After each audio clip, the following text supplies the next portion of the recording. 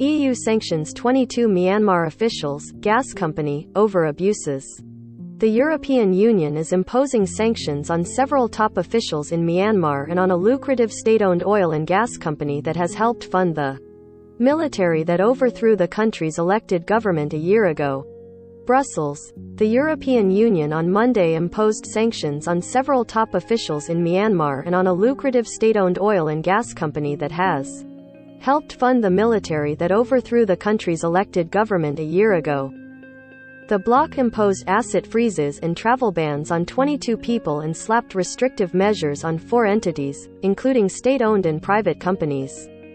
Among those sanctioned was the state-owned Myanmar Oil and Gas Enterprise, MOG, which is a joint venture partner in all offshore gas projects in Myanmar, including the Udana gas field with Total Energies and Chevron.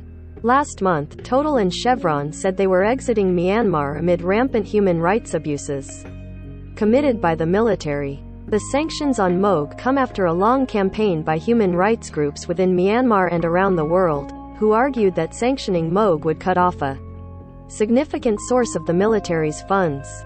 About 50% of Myanmar's foreign currency comes from natural gas revenues, with MOG expected to earn $1.5 billion from offshore and pipeline projects in 2021-2022, according to a Myanmar government forecast.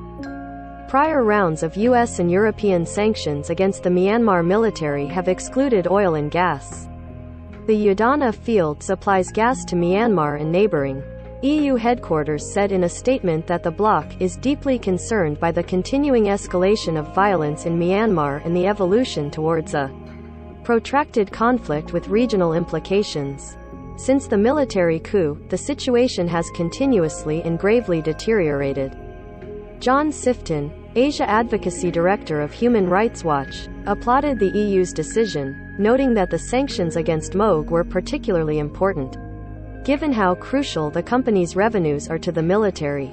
It is vital, however, that the European Union enforce these measures effectively, and that energy companies now withdrawing from Myanmar do so in a way that doesn't further benefit the junta, Sifton said in a statement.